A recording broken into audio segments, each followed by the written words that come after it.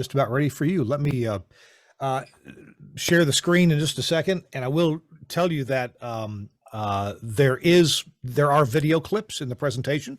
I believe Chris Tarr is pretty much the only talent that appears. A lot of you may know Chris. I hope you do. Let's see if I can grab the right screen here. There we go. Share sound, optimize for video, and share. Now, if you all would assure me that you're seeing Troubleshooting AoIP Networks when the SBE logo. Is that right? Yes. Yep. Got it. All right. Yeah. I'll point out that broadcast engineers know how to troubleshoot, and at several levels, right? We understand systems level, equipment level, and component level troubleshooting. And we can also take an educated guess as to when the equipment is simply being used incorrectly. Audio over IP for broadcast facilities is now approaching its 20th anniversary. And yet, troubleshooting AoIP networks and systems does remain rather mysterious for many engineers. The techniques involved for identifying, locating, and fixing trouble are both the same, and they're a bit different than for legacy audio systems. So in this presentation, we're going to introduce the concepts and the technologies that broadcast engineers need to know in order to maintain audio over IP networks. We're going to try to demystify the critical aspects of multicast audio.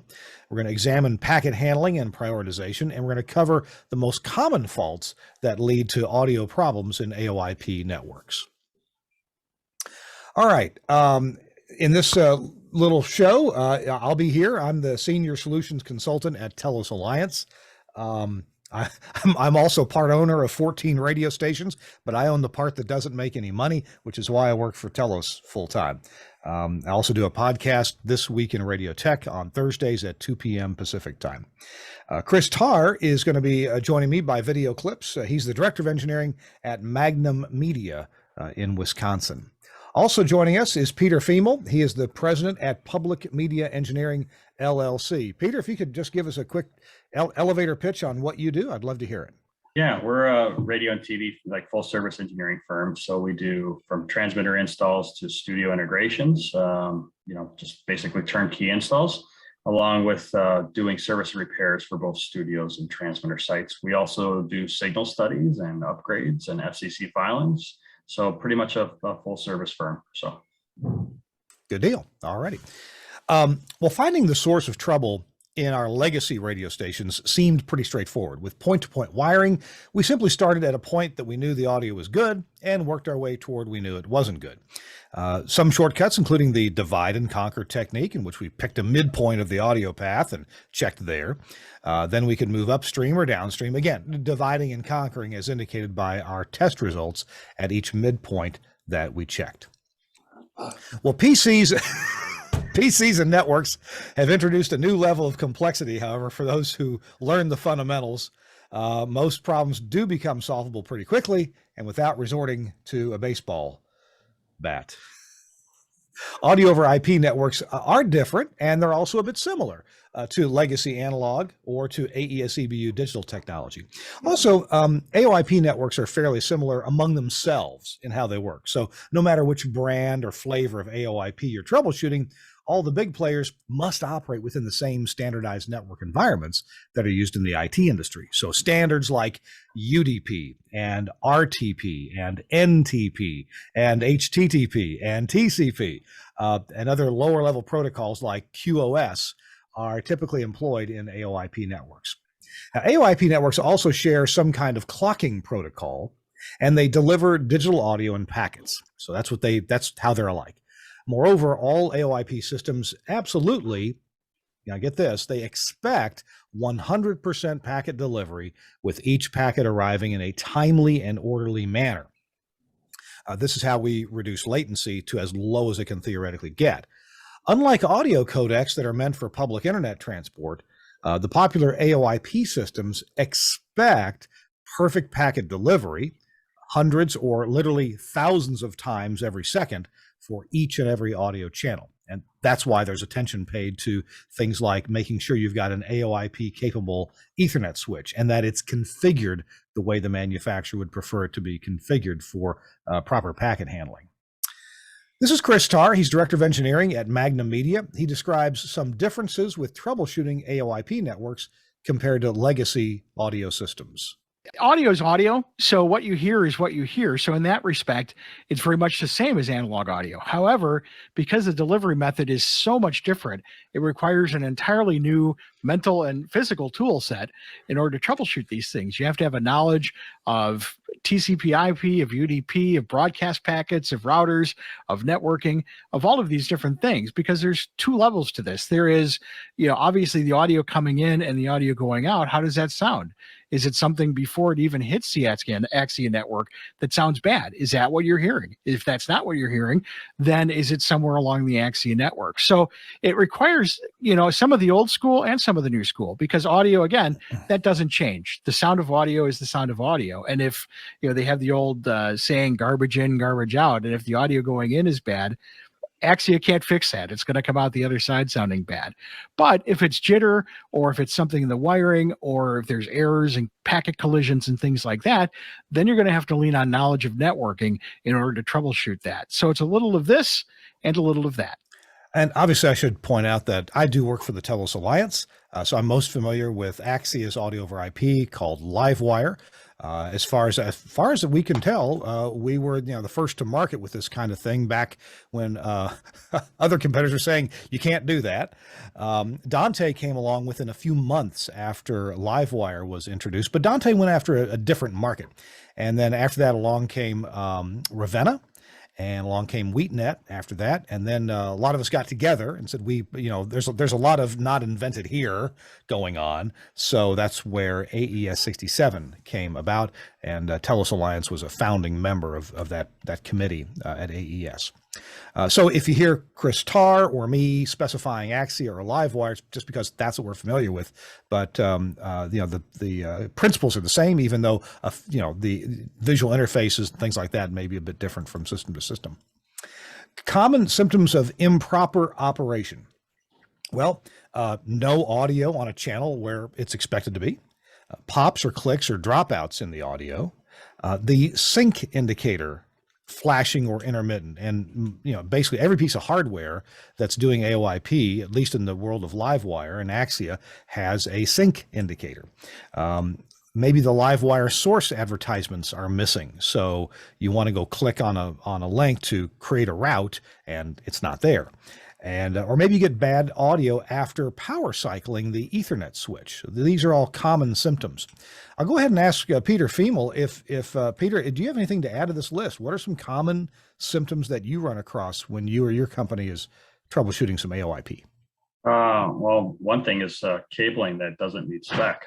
So if you're building an audio over IP network, make sure that you certify the network cabling. We've run into it with Livewire and with a Dante system where the low voltage contractor that put it in, the cabling didn't meet specs. So you're chasing your tail thinking you have something wrong with an audio over IP system when it's just simply is a bad trunk cable that you're utilizing. So yeah. One of the valid troubleshooting techniques to prove out a cable is actually to, get your own cable, pre-terminate it or terminate yourself properly, test it, and then run it down the hallway. That's, wherever it needs to go and see if that fixes the problem. So yeah, that's a perfectly valid way of troubleshooting a problem like that. The AoIP network doesn't pick on or bully one audio channel. If it's a network problem, it's probably not going to manifest itself as one and only one stereo channel not working. A problem with one channel and one channel only is very likely with the source of that channel, whether it be a PC or something, a piece of hardware like an Axia X node. It could possibly be at the destination. There could be the problem there too. But again, it's not likely the network. The network oftentimes, most often, is going to treat all packets the same, all multicast IP addresses the same. It's not going to pick on one or the other. Just to set some expectations, Chris Tarr describes his own experience regarding his most common AoIP system faults.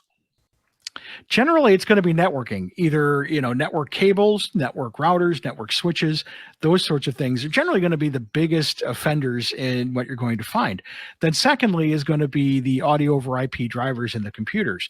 And the reason I say that is generally those are the things that aren't in the ecosystem of audio over IP in Axia. For example, if you just had an Axia surface and an engine and that was it, it would work fine and it would continue to work fine forever. But when you add in these other things, Axia can't account for every possible configuration everywhere.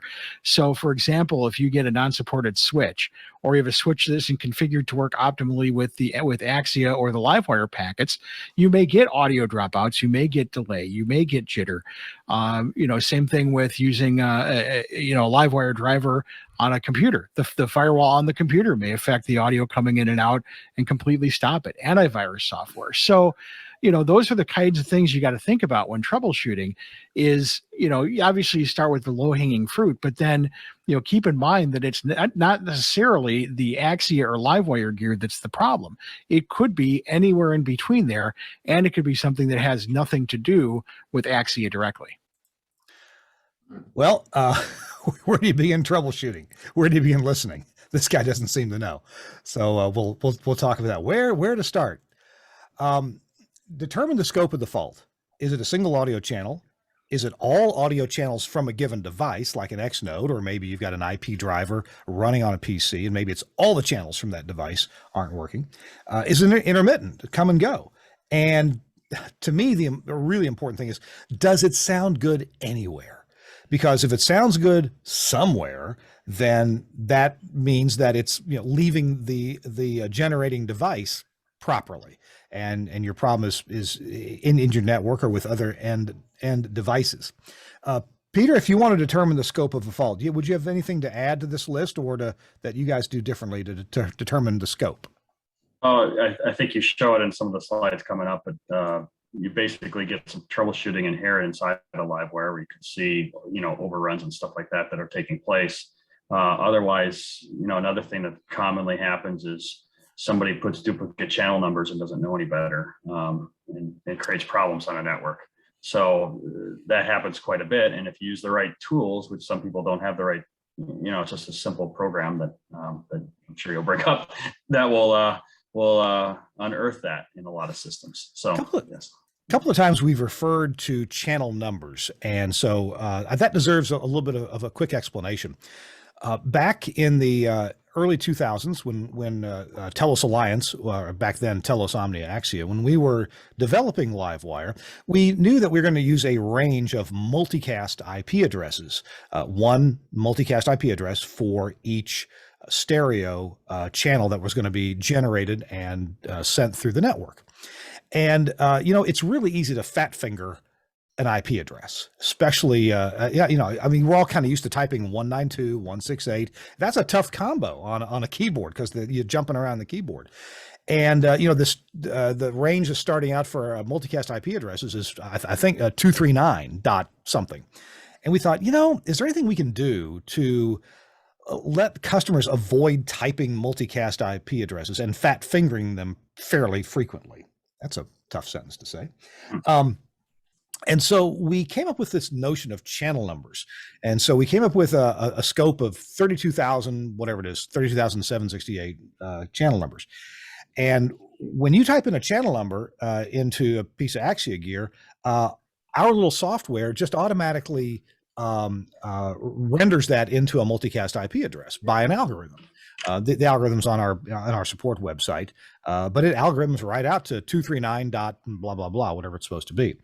And we also have an additional concept built in that makes this really easy in many cases.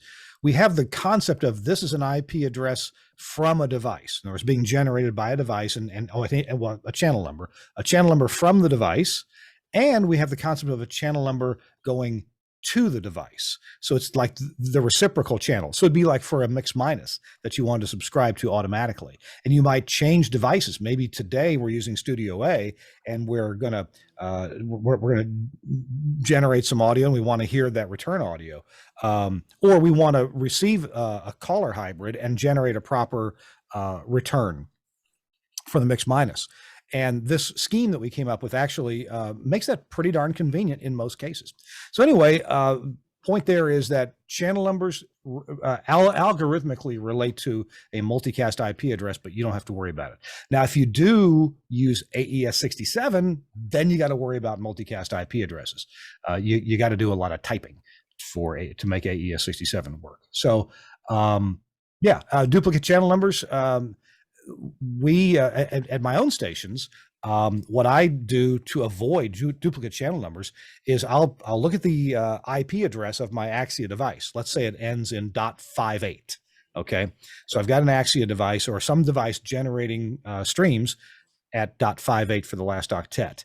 And if it's a device that can create 10 or fewer streams, like an X node or typically a PC's IP driver installation or an audio processor, I'll name those channel numbers 581, 582, 583 up to 589. I guess that'd be 9 of them because I typically don't do 0.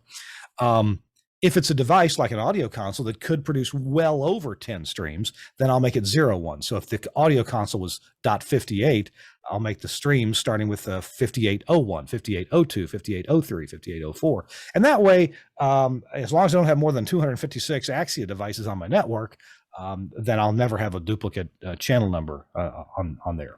Actually, it could be double that with the 2 different schemes.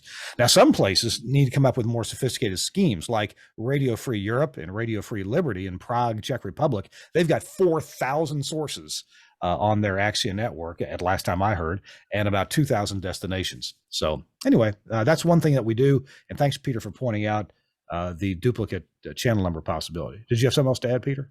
No, that's it. All righty. Well, Chris Tard describes his own general rules for starting to find an AoIP problem.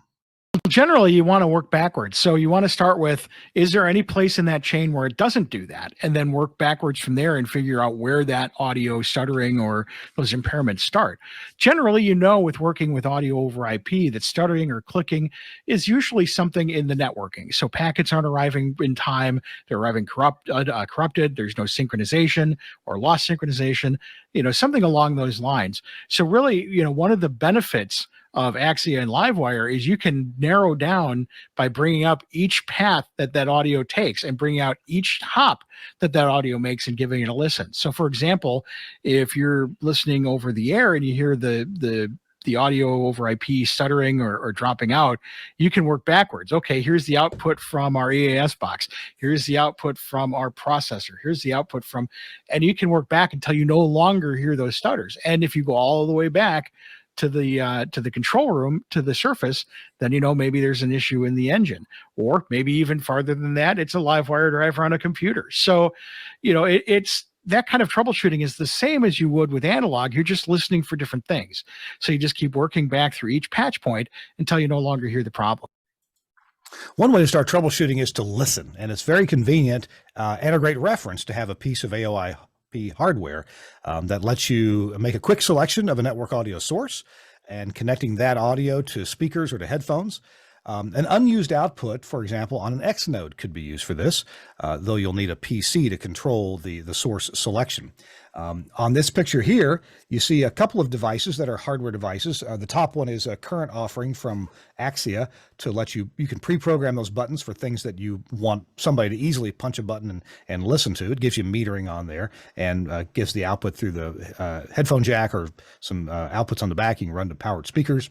The next item down is the original, what we call the router selector node. In fact, I've got one right here in my office, and I use that pretty extensively. It's really easy to program the buttons, and you can also choose anything on the network. You don't have to go with what you programmed on the buttons, and they work like radio buttons. You choose something on the network to listen to, and then you hold the button down for an interminably long period of time, and it gets programmed. These things really make that convenient. You can also, as I've mentioned, use an unused output of an X node, and one way to control an X node is this. You can listen to different network channels via remote streaming. When you troubleshoot remotely, you can direct an AoIP audio channel to the input of some streaming encoder. You have the streaming encoder set to create a private, high-quality audio stream that you can listen to remotely, and you direct AoIP channels of interest, whatever you want to hear, to that encoder and have a good listen remotely. And by the way, I do this all the time. This is the test stream selector panel this is at my station in, this is in Greenville, Mississippi. In fact, I'll be there on Friday. But if I need to listen to something and, the disc jockey says, oh, the CBS News doesn't sound good. Well, I don't know what that means exactly. So I can set my browser on my computer to listen to the test stream and then select what's going to go feed the input of that. By the way, that little piece of software there that you see on the screen, you can create button panels to select, what is subscribed at a given output on the network. And that piece of software is actually free. It's not from us. It's actually a young fella in Australia that wrote this in Python, and it works very well. It's not too hard to program. You program it by a little text file, and there you go. Works very well. Most of us are not as excited about statistics as Kermit is here, but we recognize that computers and CPU-based devices are really good at keeping track of things. So it is with networked audio equipment and software. The stats they provide us can tell us a lot if we'll just have a look at that. So in troubleshooting AoIP network problems, we're going to be very interested in the statistics data that's offered up by the networked audio equipment and the software. Most any AoIP gear from any manufacturer is going to have a page of network packet statistics. Here I've got a snippet from a web page. In the front there, the Axia X node. This tells me, of course, the software version, the operating temperature that's running right now, how this happens to be a master clock. It's not synchronized to anything else, so it says the sync is from the internal clock. It's been up for 199 days when I took this snapshot. The software capture behind it is a multi-channel IP audio driver. I believe that's probably on my computer that does streaming, and I'm doing not only streaming but also silence detection on some important channels there. So when coming upon a problem in an AoIP network, there's a couple things that are easy and quick to check, and they'll tell you about the general health of the network. Well, the first thing I always do is I look for sync. One of the great things about Livewire is you can see whether or not the clocks are synced. And if you go to the software, you can see how well they're synced. So generally what you'll see when things really go haywire is generally a loss of sync on all the different nodes and all the different devices. And when that happens, that really does point to the network switch, that it's not passing those packets fast enough or in the way that everybody's expecting. So, rule number one is you should always have a spare network switch available so that you can use that in troubleshooting. But, it's that old adage. It's like if one thing has the issue, it's that one thing. If everything has an issue, it's something that everything is combined through, and it's always going to be through that network switch. So it may not be the switch, it may be a cable, but again, that's where good networking education starts. You can log into the switch. Are all the ports set for trunk port that should be trunk ports? Something simple as rebooting the switch. If it worked fine before the power outage, when you reboot it, does it work again? But again, Axia gives you a lot of tools to check that in the Livewire domain. How is the timing working? Where's the timing coming from? What clock is master? Is that master clock having an issue? Does that master node have to be restarted? So, those are the things you kind of have to look at when you have an issue where it's affecting everything. It's a global sort of thing. You're going to find one common device that's having the issue, and it's kind of propagating to the rest of them. One thing that Chris mentioned there was about, where's the clock coming from? And just installed by default, an Axia network. The clock typically comes from our X nodes because they have a temperature compensated high precision clock built into them. In fact, it's even good enough to be a PTP V2 clock, although it's arbitrary. It's not GPS synced, but it is precise enough. But I've made the mistake of somehow programming to have two master clocks on a network. Well, that doesn't work out well to have two clocks. Nobody knows when to show up for work or leave or process their packets. Chris mentions checking for good synchronization in the networked audio devices. And remember, if the device can't sync to the network clock, well, it's likely there's some network or equipment problem that needs to get solved before good audio can be received. So in an Axia network, any properly synced X node will have a steady sync indicator on the front panel. You can also check for good sync in the web user interface. So you don't even have to be, on site to check this. If you have remote access, one of the devices on the network should be the master clock. In that case, the indicator will say master. If the sync indicator is blinking, then the sync is not reliable and the cause needs to be located and fixed. Yeah, so there's the front panel and the web interface. There's also some additional stats on the web interface that I always forget which one's theta and zeta and zork, and but they do have meaning as to the exact timing and the statistical analysis of it. Now, because computers, PCs, have a lot going on that's beyond your AoIP manufacturer's control, there's typically extra suspicion surrounding any PC's network operation. Properly configured, a PC can work perfectly on an AoIP network for its entire life. However, software, operating systems, and driver updates, as well as other factors, can end up being troublesome. So here's a well-working IP audio driver showing a low amount of jitter. That's 1,491 microseconds. That's acceptable. This UI also shows how much clock adjustment the IP audio driver is making to the PC's sound system. Also shown are the number of times that the sync was lost and the number of packets received since the last reset. The clock source IP address is also shown there, as well as the multicast group address of the clock signal. Note that the reminder that jitter is a good figure of merit here, and it's got to be under 25,000 microseconds. That one's working well. Here's an example of where to check for clock sync on an Axia QOR audio mix engine. You can use either a browser or check the sync light on the front panel. Now, while you're in the QOR mix engine, you can also check that check all the live wire packet stats. In the QOR, this is at a particular web page. I don't know, this page is not linked on in the main menu. You gotta know what to type in. I don't know why they're trying to keep that secret, but you type in the address of the unit /debug/LWIO, as in LiveWire IO. This also shows the amount of buffering on these streams. Typically, that is on our standard streams that have a little bit more delay than the live streams. All right, well, things happen on a network when you're not looking, and even when you are looking. So this Axia IP driver shows the highest jitter number it has measured since the last reset of that parameter. So often when checking on this, you'll see some crazy high number for the jitter count.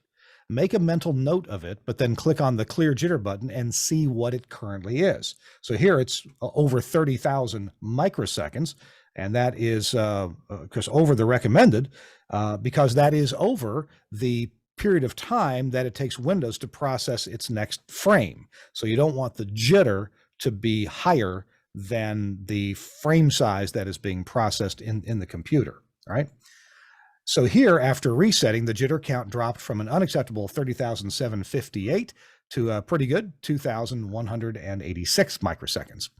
The high number from some time since the last reset could have been due to either external or internal circumstances, like network congestion externally, though that's not as likely because the network is very well managed in an Axia network, or it could be a bad cable, or it could be internal causes such as bus or CPU contention within the host computer. So if some application got real busy and took all the attention from the processor, then you can certainly get a higher jitter number.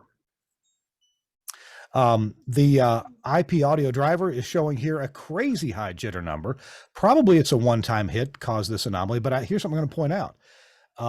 This driver is actually running in a Windows machine that is a virtual machine.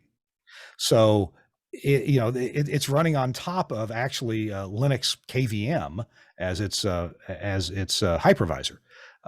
So you got to make sure that adequate resources are allocated for normal operation, but contention with other VMs could cause a spike in response time as shown here. And I don't think that this particular machine has been particularly optimized to give full attention to this VM. So I'm not surprised. Now, once I cleared that jitter, it went down to something much more proper. But and on the rest of the stats there, you can see there's been some receive underruns, some receive overruns, and some sequence errors. And that tells me that something probably in the hypervisor got real busy during that time. I think the same machine at the time that the snapshot was taken, the same machine was probably running Mr. Master on another Windows VM. And I'm not a big fan of that software just because it seems to do difficult things. But anyway, not surprised. Occasionally, we might find that some packets are feeling like the weekend here at a previous Super Bowl. Underruns, overruns, lost packets do occur. And these packet stats may or may not be related to the jitter stats, but we ought to try to at least find out why we're getting packet underruns or overruns. Clearing the jitter counter brought it back down to a much more respectable 10,611 microseconds. And owing that this is a virtual machine, I think that's just fine. We don't want to creep above 25,000 though.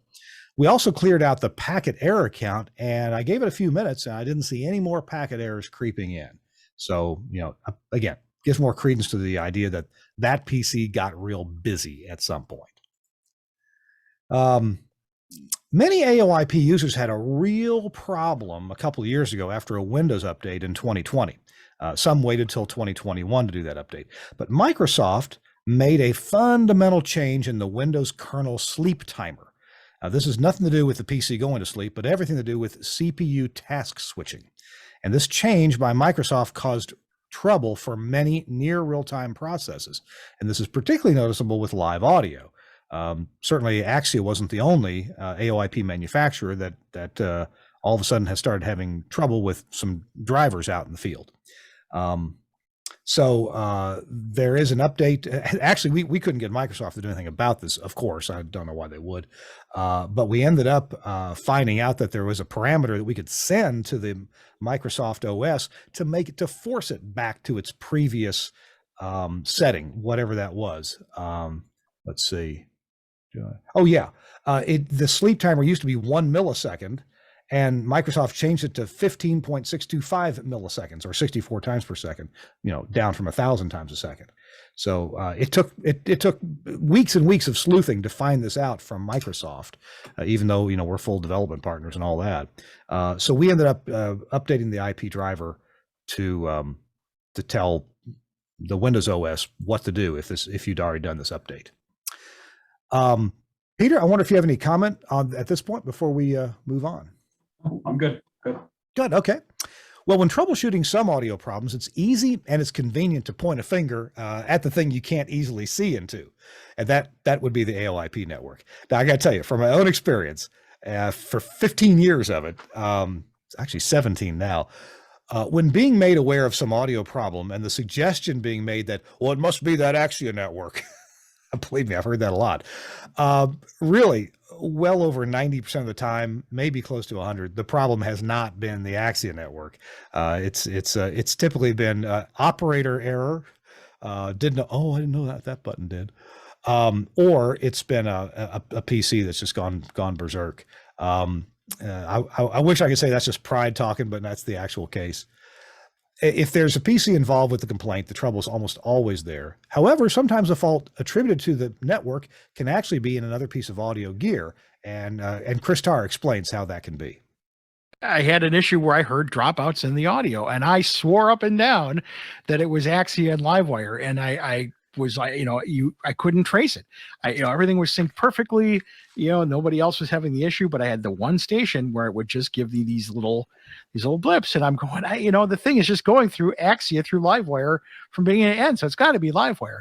Well, I backed up and realized that there was one hop where it went from AES out of the node into AES in on the EAS encoder and then back out, and the encoder, the NDEC, was the one that was losing sync and causing the audio to get choppy.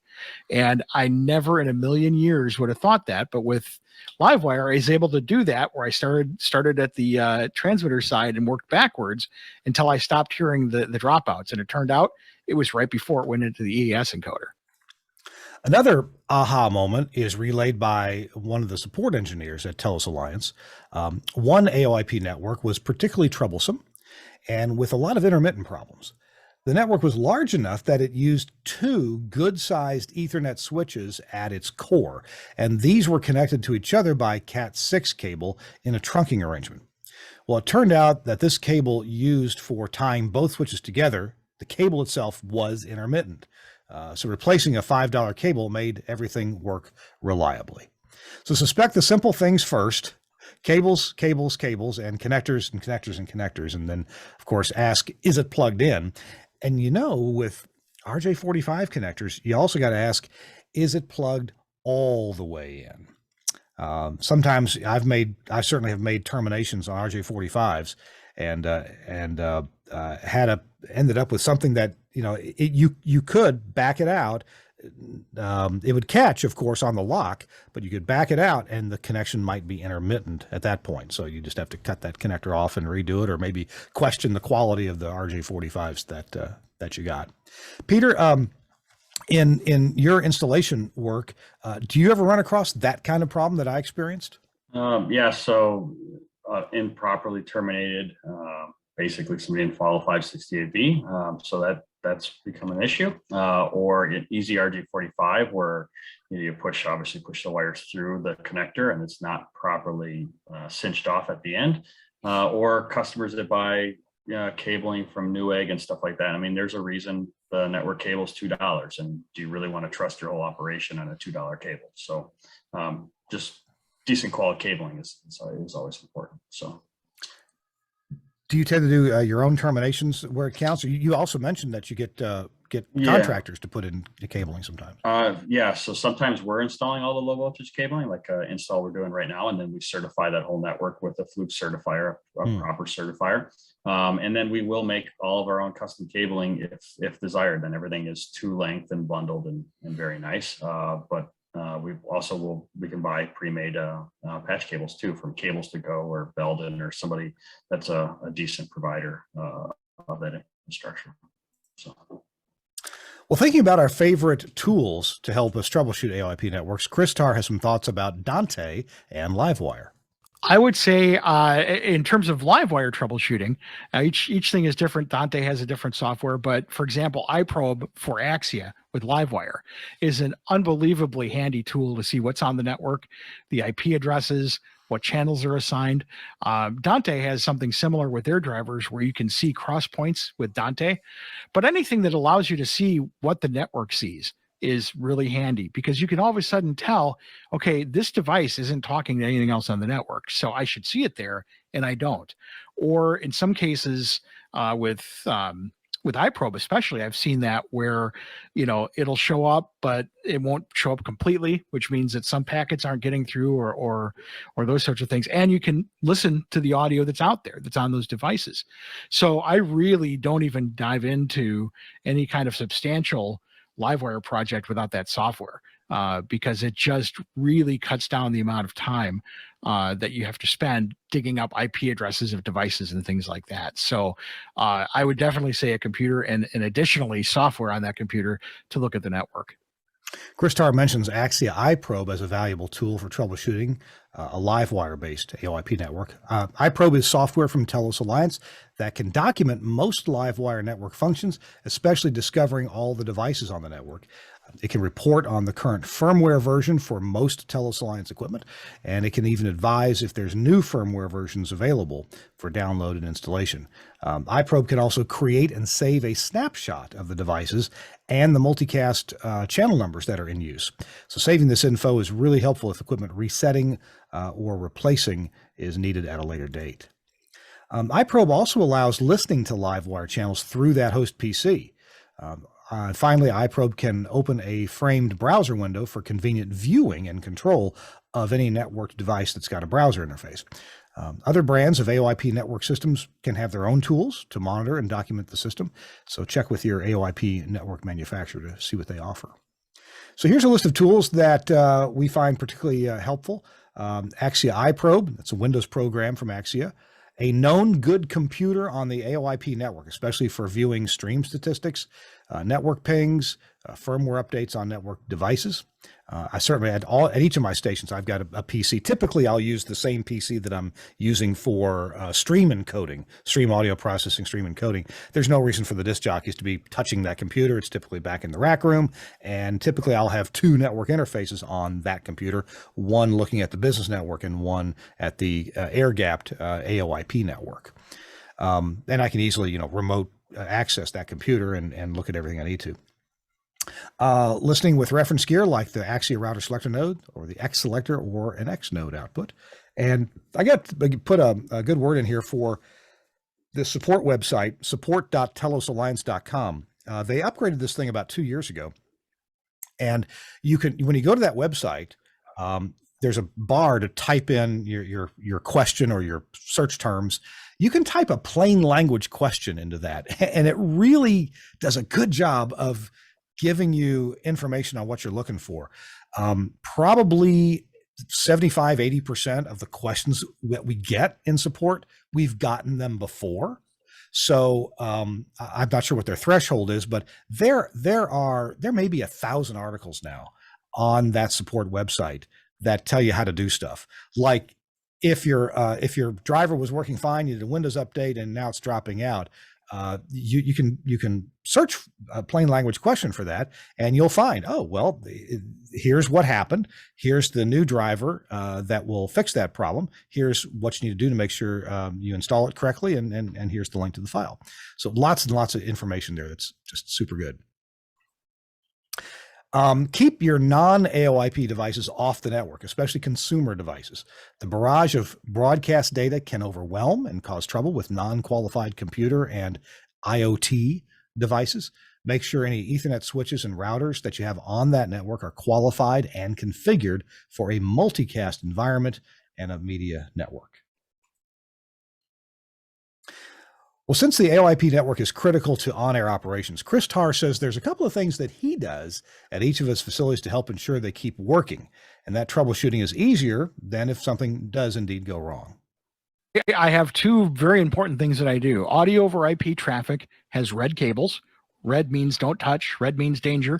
If you mess with this cable, you're going to cause a problem. And then the IP addressing scheme really is a big one because you're going to have to go back sometimes in an emergency, sometimes under pressure, and look for these devices. And so I always use an IP address scheme that identifies the station, and then from the station, each device. So for example, Studio 1 would end with, .10. Well, then, would be the 10 group. So the engine would be 10, the node would be 11, the computer would be 12. And then the same thing, 20, 21, 22, 30, 31, 32. And that way, okay, station B is having an issue and I need to get into their surface. Okay, so that's going to be station 3 is .30. So 10.1.10.30 or whatever, and I'm in there. And that saves so much time when you're under pressure to get in and take a look at something where you're not having, what's that IP address? I got to look that up, or I need to scan the network to find the IP. If you are consistent with your IP addressing, especially as the live wire network or the audio over IP network grows, it's going to be a lot easier to find it later on. And then again, with the network colors, you can say you can pull anything, but anything except anything is red. Chris Tarr provides a summary list of go-to troubleshooting tips when the audio packets aren't flowing smoothly. Obviously, cable is a big thing. I've had even pre-made cables fail right out of the box. So always have cable sitting around and available for testing, because that's the easy first thing to do. And also you kind of get a feel for it. I mean, if a device is completely offline, I would go for the cable first. But it's amazing how many little errors are caused just by intermittent issues with the cable. So cable is usually my first go-to. The second is common network things, pinging the device. Does it ping back consistently, or are there dropped packets in a ping? Again, if you have a selector that can select audio on the network that you can listen to, even better. If you have a computer with iProbe on it or iPlay where you can listen to the audio that's being played over the network, that's very helpful. But a lot of it is just going to be network tricks, because 9 times out of 10, it's going to be something in the network and not a device. Very rarely does a device have that much of an issue where you're dealing with hardware. It's going to be things on the network. Somebody plugged something in that they shouldn't have. So knowing how to use network scanning tools is very helpful in troubleshooting these networks. In a PC, we suggest that you use a name brand aftermarket network interface card for your AoIP network. Use the NIC manufacturer's Windows driver, or whatever your OS is, for that card. In other words, best not to depend on Windows to select a generic driver automatically. Now, I'm told the reason for that is that the manufacturer's driver knows about all the chipsets, everything that the card is capable of, whereas Windows may end up offloading some of the packet processing into the Windows operating system, running it as a service. And so you'll be missing out on some of the hardware features of the card if you just let Windows pick a generic driver automatically. Peter, before we get into the summary, you have any thoughts about that issue? Have you noticed network interface card difficulties? Yeah, we always try to use Intel, just not some sort of off-brand network interface card. So that's generally where we end up with that. So, indeed, when I'm looking at a computer remotely, in fact, I was doing this. We had to swap out a hard drive on a couple days ago in Hawaii. I'm proud owner of a station that makes no money in Hawaii, and great place to go.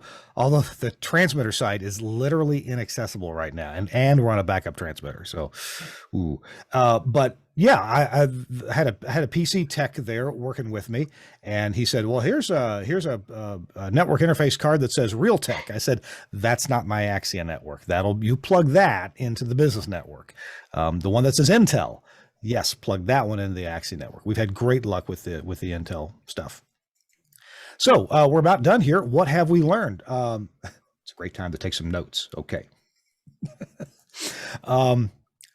Listening to audio is real important. What are you hearing? Hum, buzz, clipping? Those are all analog problems. There's nothing that your network can do, nothing that your AoIP, your WheatNet, your Dante, nothing those can do to introduce traditional hum, traditional buzz, or clipping. Those are not AoIP problems, so you should search appropriately if you hear those things.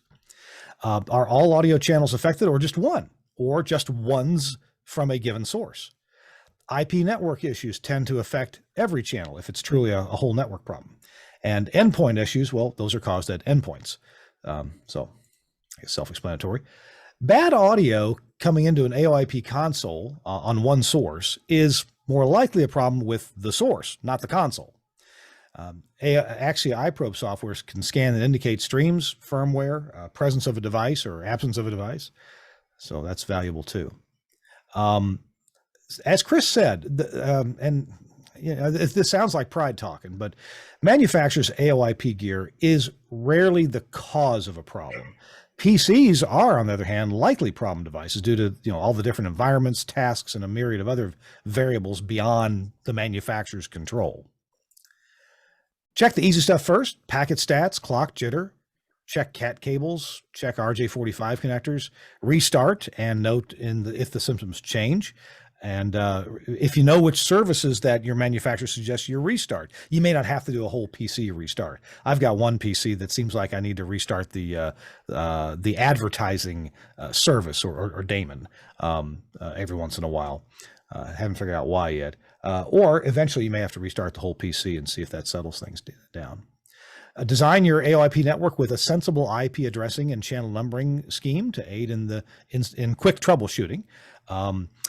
From the factory, not all, I wish they all came with the same scheme, but they don't.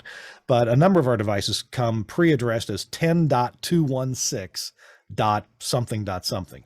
I happen to like 10.216.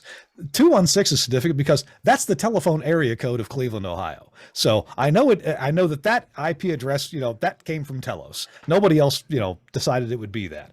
So at my stations, with the exception of one that I got to change, all of my Axia stuff is 10.216. The third octet is the site number, if you will. We're up to about 11 sites now.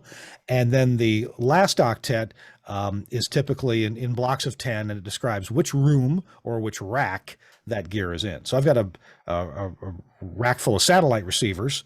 Some actually have live wire in them. Some they go to a node, but everything in that rack is .20 something. I got a control room. Everything is .50 something.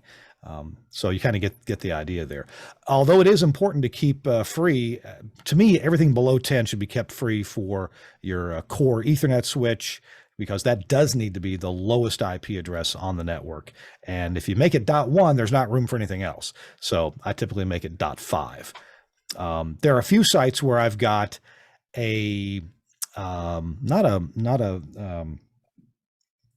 VLAN, but I've got a separate port on my router configured to be a different network segment, and it'll be 10.216.0.1.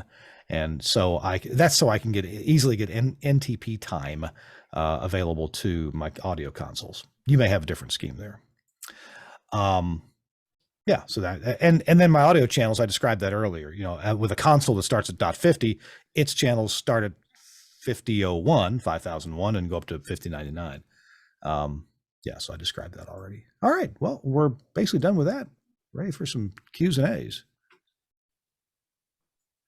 And Peter, if you've got some additional things that you'd like to add based on all that, please feel welcome. I have one here.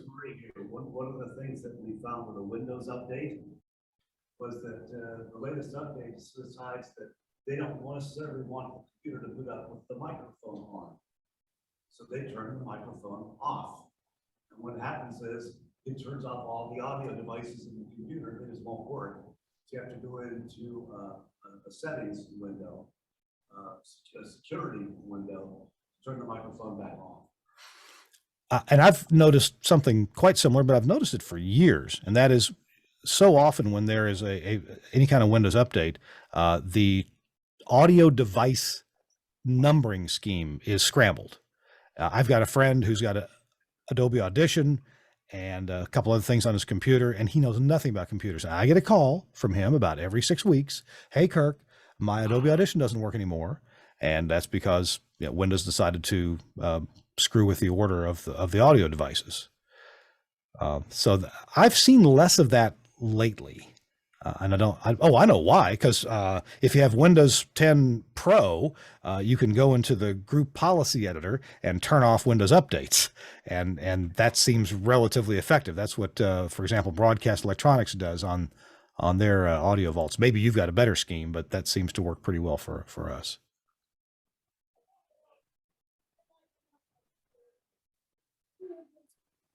So, Kirk, if you're designing a new network and assuming that everything in it is Axia Alliance compliant, is there it sounds like jitter is a thing that probably mostly happens in the back planes with switches and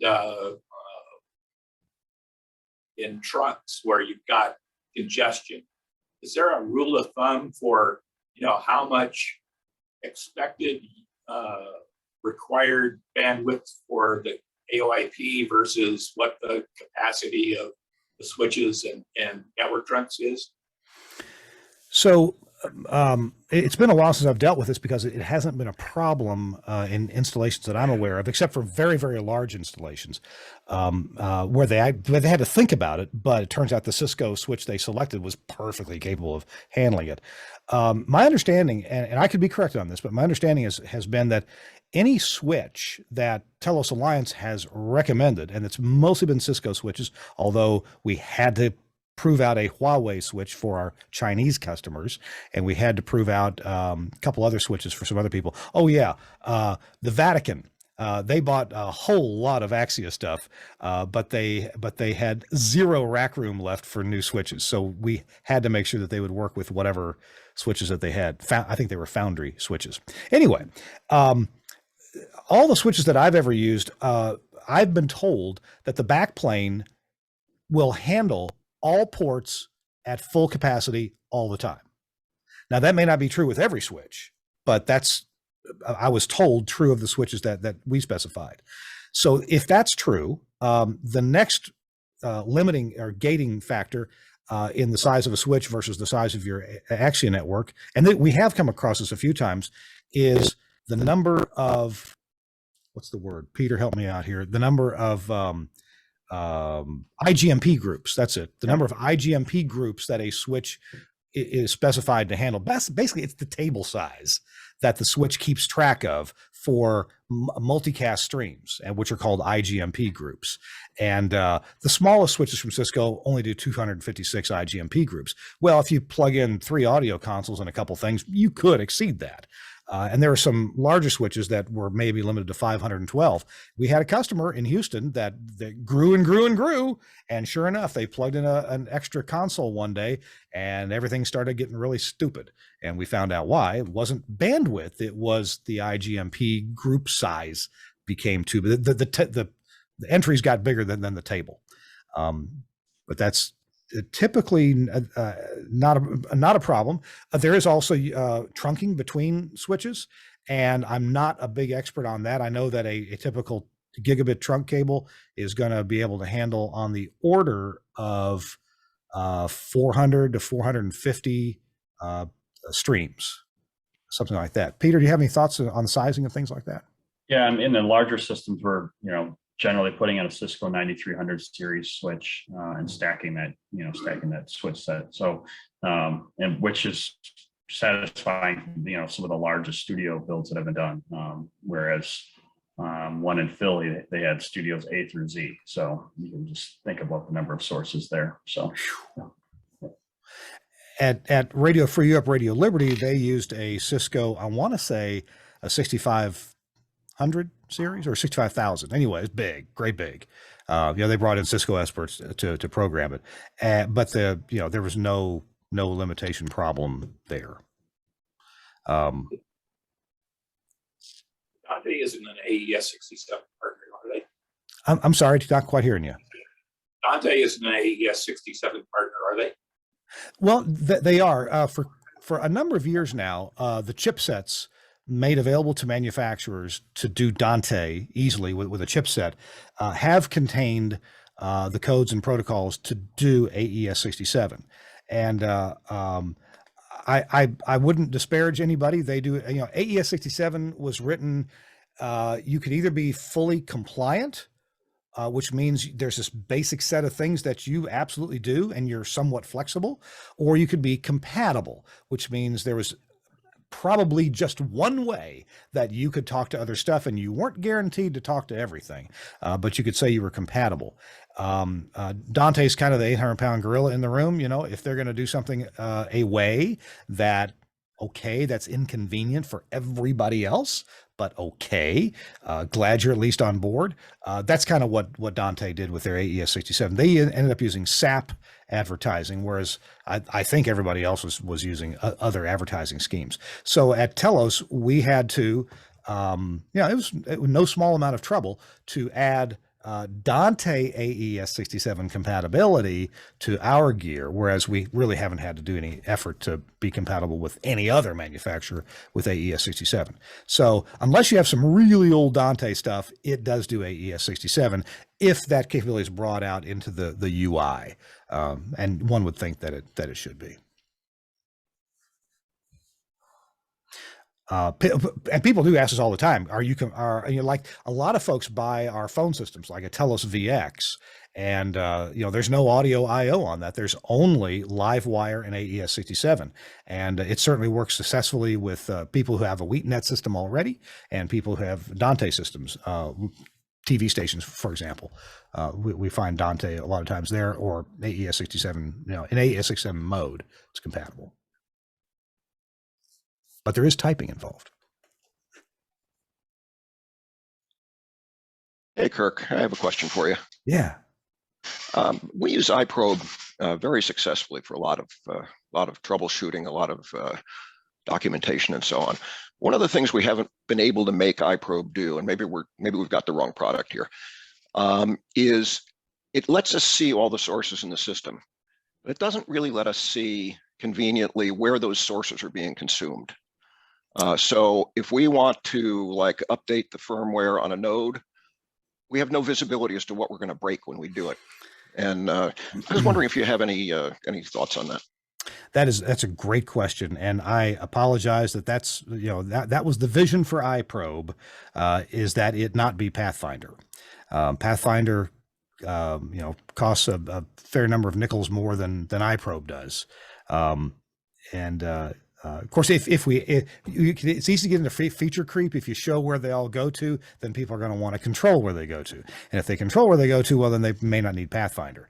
So that's way out of my lane for that kind of decision making. I hear you, I really do, but I don't know that aside from Pathfinder, I don't know that there's a way to get a visual feel for where does this source go to, what all does it serve. Yeah. Do I hear you saying that Pathfinder does give that? Yes, it does. Oh yeah. Pathfinder examines your network and it can give you a big cross point and boop, here's where everything goes. And then with Pathfinder, you can, let's say that you're Radio Free Europe and you have 4,000 sources and 2,000 destinations, but all you really want to look at is the studio processing and the route going to a transmitter in Kiev, right? Or Kiev. So you can make virtual routers in Pathfinder. You can say, okay, I just want to see this part. And then you can bring that up and just see that. So you don't have to look at the whole thing. So yeah, Pathfinder does that. You can see routes, control volume on routes, do silent sensing on anywhere along a route. It's quite comprehensive. Okay, we have Pathfinder. I guess we just need an education on what it'll do. And that's a key. I talk to customers all the time when here's what Pathfinder does, and then I'll meet up with them 2 years later. They say, "Oh my God, Pathfinder does so much more than what you told us." So yeah. So was the multicast tree trimming and all that stuff where the destination said, "Yeah, I'm using the source." And the intermediate switches and routers do the trimming of the tree. So was that not implemented generally in the AoIP schemes? Well, that certainly is in Livewire. As far as I know, it's also in AES 67, and as far as I know, it's in WheatNet as well, and it's in Ravenna. I think what you're referring to is a function that's in switches. It's called IGMP snooping, or it's the IGMP querier. Peter, you may want to add to my knowledge here. The idea here being that if you are changing, the way a route happens is a receiving device, and we call that a destination. So some output from the network to the real world says, I want to subscribe to the program one channel from that console. And its channel number, which means that the equipment knows its multicast IP address. And so we send a signal from this receiving device to the core switch. We say, hey, I'm interested in receiving this multicast audio. Would you handle that for me? And I want it sent to me at this address and this port number. And then the switch says, sure, I'll do that. Because with multicast, it's the switches that do the heavy lifting. We didn't have to invent that. We just had to invent how to use it effectively. Now, what happens if you change the route? What happens if you change the output? And you no longer want Studio A's program one, you want Studio C's program one. So you change. Well, the normal procedure is when you click that you want to change that audio source coming out of your output, real quickly, the node sends a leave command to the first IGMP group, and then sends a join command to the one that you want. All that happens in the blink of an eye. What happens if you fail to send a leave command, but you just get the join command? What if you yank the power and no leave commands are sent and you plug it back in? What happens then? And so what you're talking about is that the switch needs to look for streams it's still sending out, but the original subscriber is not actually interested in anymore. And I don't understand the magic of how it trims those. Some switches do that in a very bad behaviored way. And that is that they flood all the ports and kind of see what's left when they get done being a bad boy. And that's not good for audio. So, Peter, do you know anything about that process, about snooping, querying? And we always obviously have the little switch in the stack doing that process for the whole network. So you basically described my knowledge of it too. So good. Okay. We got people at Telos that really understand it quite well, but Essentially, that's what happens. How often it queries the outputs? It's apparently it's often enough to where it's not a problem. If you were to change routes really quickly and somehow do it without sending leave commands, but only issuing subscribe commands or join commands, I guess you could get into a situation where you oversubscribed an output, asking a 100 megabit output on a switch to essentially put out 150 megabits of data. I think at that point the switch would say, I need to see what this guy really wants. So good question. I've never actually known it to be a problem because it's in multicast.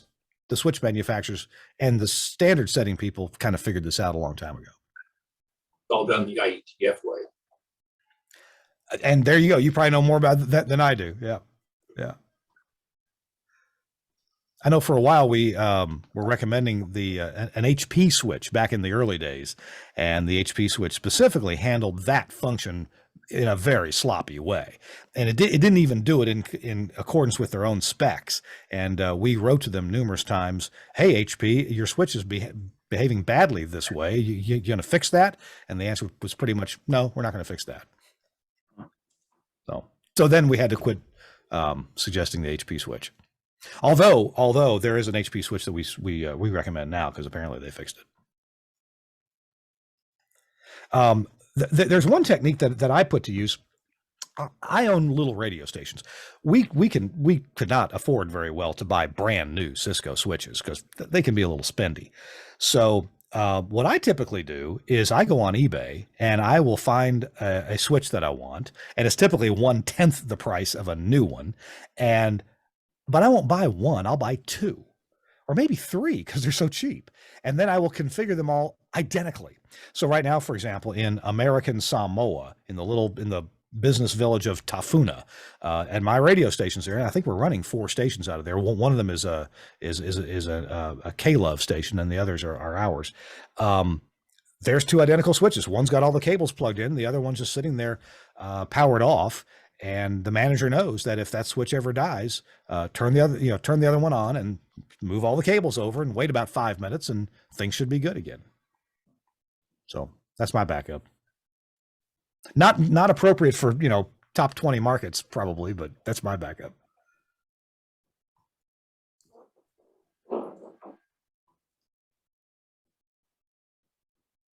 Anything further? If not, who's in charge here? If you got a minute for a sidebar, what's coming up? You track all this stuff. What's coming up in AES 67? Are we going to get universal source listings and GPIO and all that? Yeah, the GPIO is part of AES 70, and I really don't know how well that's moving along. I know when AES 70 was announced, Telos Alliance jumped on that bandwagon. And in terms of our enthusiasm, I don't know that it's actually, I don't think it's been implemented. It's tough to implement. For example, we've been spending our time implementing NDI into our audio gear because that's what customers are asking us for. Please let me hook this on the network and get my NDI audio. There's only, we can't boil the ocean, so we got to pick what people are asking for. As far as any other updates to AES 67, I can't imagine that we wouldn't update our stuff if, whenever significant things come out in AES 67, but I don't know that significant work is being done right now on that. I could be wrong. Peter, I think it'd be fine if you would tell us any more about yourself and how you can help stations out that engineers that don't have time or don't want to screw with all the stuff that we've been talking about here. Yeah, we're more than happy to design a system. At various different price levels for our customer. We'll come and tour your facility and give you ideas at no cost. And then as far as doing actual installation and integrations, we work with engineers and can assist them in doing the installation. We can also do a turnkey installation and provide full documentation following, whether it's like a large AutoCAD file that shows how the whole system is laid out, or Visio drawings. So if we're for audio over IP, for example, that's a lot of the stuff that we do is turnkey studio installations. So any questions on that I could answer for anybody. I have a question. Sure. Bob from KSL, what do you stand on standardization towards ST 2110 and 2022 SIPI standards? I'm sorry, I didn't hear that. ST 2110, where does the equipment stand on? And what compliances are we working on towards allowing it to become part of that network? Yeah, Kirk, I would maybe. Yeah, as far as Axia stuff, my understanding is that all or most of our TV products are certainly 2110-30 compliant. There's been I know one little difficulty that came along is that one manufacturer or some chipset manufacturer came up with a chipset to do 2110-30, and it would only do audio in chunks of 8 channels at the same time, and our stuff does 2 channels at the same time. So initially we couldn't pick off the 2 from the 8 because we honestly weren't expecting that. I guess we should have. So anyway, we've been spending some time, updating our software to be compatible with whatever that 800-pound gorilla is in the room. It wasn't Dante, it was some other company. So yeah, we do have gear that's 2110-30 compliant or compatible. On the 2020, are you speaking of the 2022-7, the dual path stuff? Yes. Yeah, I believe some of our gear now is. I'm pretty sure that our Telos Infinity IP intercom is or soon will be compliant with 2022-7. It's interesting. 2022-7 is one of those standards where all the big broadcasters around the world ask for it, and to our knowledge, nobody ever actually goes to the trouble of hooking it up. But it's a checkbox so that the engineer doesn't get in trouble for buying something that wasn't 2022-7 compliant, even though they have no intention of actually spending the extra money it would take to do a whole duplicate network. I think about standards there are so many of them.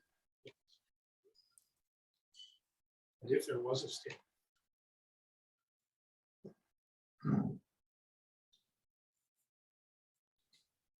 Well, Kirk, this is Dennis and Eugene and Peter. Again, I want to thank you. Great presentation for us, and thank you for sponsoring it and visiting via Zoom our chapters. I'm delighted to be along.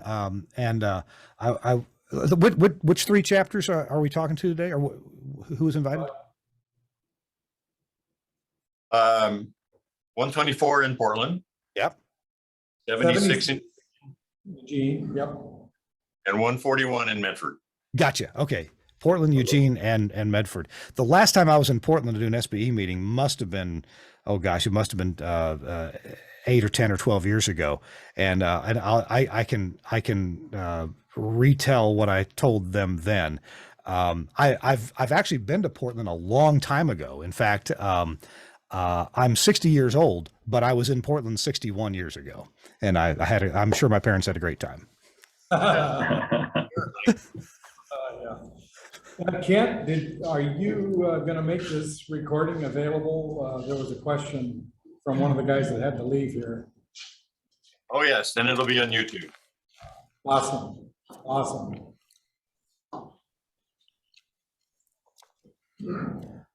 I want to thank Peter for stepping up to the plate and helping us co-sponsor this. It's great when you have entrepreneurs who care about the broadcast industry and care about their customers and care about meeting more people, creating more business, not only for themselves but putting their great knowledge of the craft to work.